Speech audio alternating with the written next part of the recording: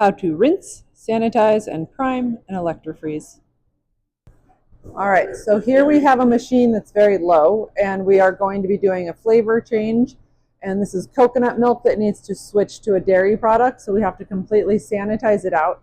Since it's so low like this, we are going to dump out some quarts, as much as we can of the machine, and put these in the freezer for sale.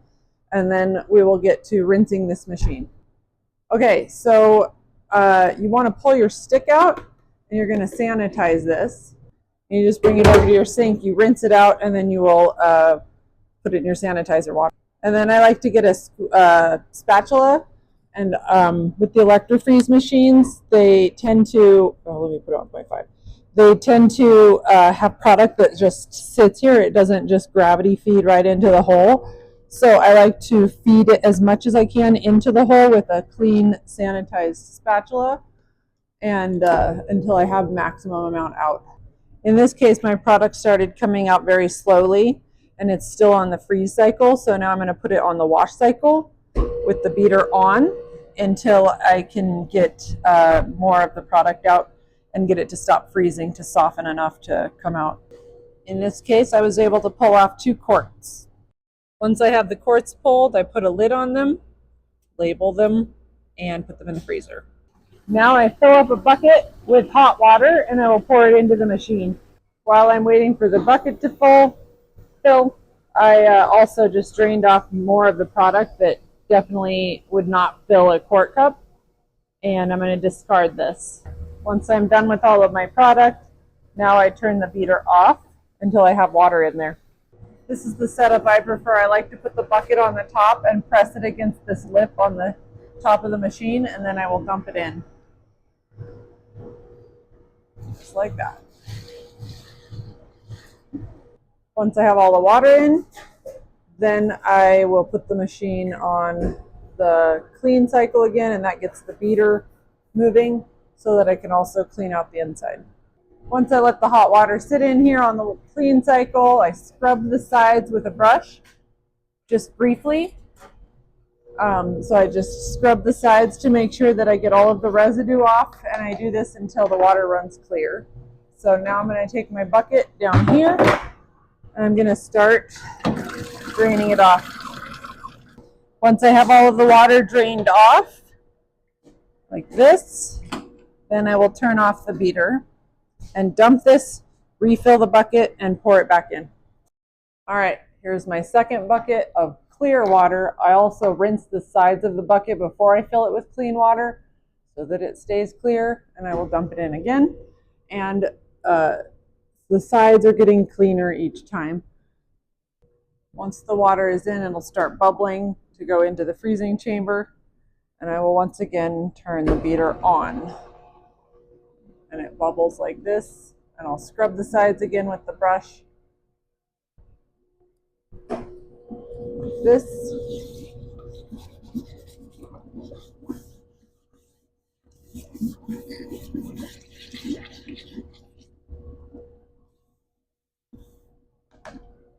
And then I will rinse it off again. Sorry, I meant drain it off. This is my second rinse, and the water is already coming out much clearer, but it still has a little bit of cloudiness to it. So because this is such a drastic allergy change issue, I'm going to rinse it a third time just to make sure. All right, this is my second rinse, and again, turning it off. All right, and this is my third rinse. Once I have the water in, again, turning on my beater. And now I'm going to drain it off again. And at this point, the water is definitely coming out clear. So now we're ready to sanitize. When I'm doing a rinse too, I just want to lay out that I do always use hot water. It's different when you're cleaning machines. But in this case, the water is 110 degrees. And it tells you on here what the temperature is.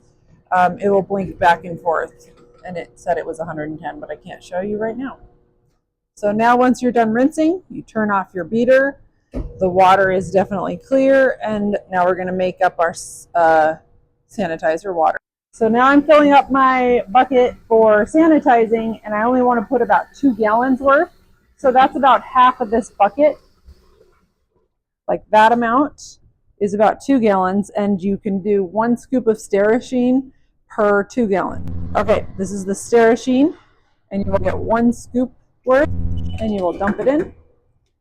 Put the scoop back, and then I've sanitized my brush, and now I want to stir in the Sterashine until it dissolves, and then you'll be ready to pour it in your machine. Once your Sterashine is dissolved in your hot water, then I like to throw the brush into the hopper, and I will pour all of the Sterashine in and let it sit in here for 5 minutes. Okay, I've dumped it all in, and now I want to turn my beater on, just like I did before, and now the water is saying 93, and it's probably going to go up a bit higher because it's straight hot water. And I will let it sit for 5 minutes, and then I will brush the sides, walls of the hopper for at least 1 minute to make sure that all of the sides are completely cleaned off. Once I am done cleaning, I will put my brush in the sink. I'm done with that, and I let it sit for 5 minutes. I make a timer. Okay, now that it's sat here for 5 minutes, now I will drain this off just like I did with the rinse. And I will dump this out, and then we're ready to prime. All right, now that it is just about drained, now I will turn off my beater again, and we're ready to prime. While I've been doing that too, I did rinse my stick parts and my star cap, just to make sure that everything is completely clear of the previous flavor. And you've got your 3 parts. I'm going to set these out to dry, and my star cap. I also like to get a sanitized rag out of the sink, and I like to clean around the rim just to make sure that there's no debris left on here and underneath in front of it. Okay, so I grabbed 1 gallon worth of new product. In this case, it's the Dulce de Leche. I opened up the entire cartons, and I got a boba container to hold my handle down for any product to come into. I will not turn any of the beater on at all. And in this case, for some reason, when it doesn't have the star cap on, it likes to fly out. So I like to put it more on the edge. And I will dump in the product as fast as I can. And then I will hold the handle down. So there's one. And then I'm going to hold the handle down immediately until pure product comes out. And then I can stop. And now I pour the second one in. And this way it allows the machine to prime itself, and it will bubble, and you leave it like that until it stops. Once it stops, you can put the stick in, and it's primed. You can turn your machine on to freeze it down. Okay, so now I have my stick all put back together, and in this case I'm going to freeze it down, so I want to put it on level 3, and the machine is completely primed just like that. And then I always make the arrow face the back of the machine, and then put it on level 2. There it is. You can see it. And then last part, put the star cap back on, and you're ready to go. Then you just put it on auto, and it freezes down. It's primed. You're done.